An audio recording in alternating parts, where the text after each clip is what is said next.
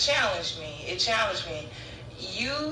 If you could sing wherever you came from, I don't care how much you think you could sing from your hometown and your high school, Bethune-Cookman Concert Choral would push you to another level. Everybody was pushed to another level. Dr. Steele's gift was pushing out of you what you never thought was there. We, as the program says, sung from bop to gospel. Some people may not like gospel music. They might like classical. Some might not like classical. They like country western. Might not like country western. They might like show tunes. But whatever it is, it was something for everyone in that program, and people flocked to see the concert chorale over the years.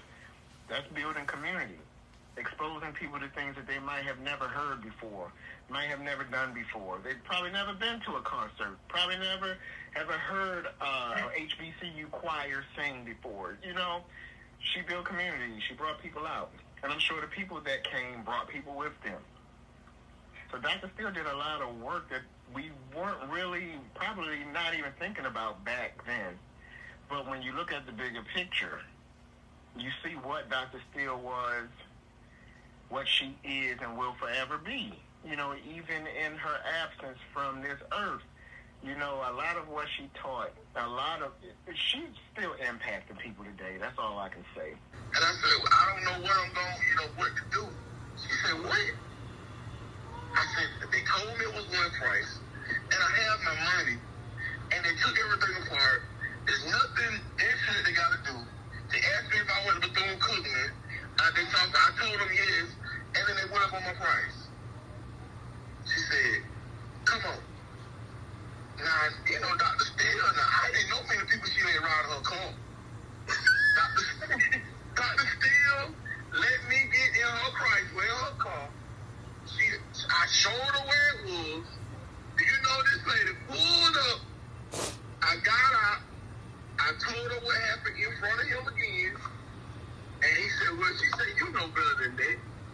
He said, well, I thought you da-da-da-da. She said, well, how much is going to be? He said, well, really, I didn't think it was coming back. And so she said, well, how much? It was $100. Dr. Steele wrote a check and paid that money for me. Yeah, I was in her first choir. A couple pictures from tours, the first tours we did. And I was the librarian. And I can tell you just about every piece of music we started the concert with. I'm hungry. It's time to stop this bus and feed us. What you say? It's going to go to the final song we'll tell you. It's time to start the bus and feed us. We made it, whatever song that was popular. We made a song about it so that we could eat. Everything.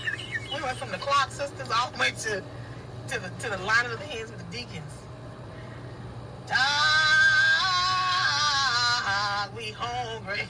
That's then we would be in harmony. It get louder.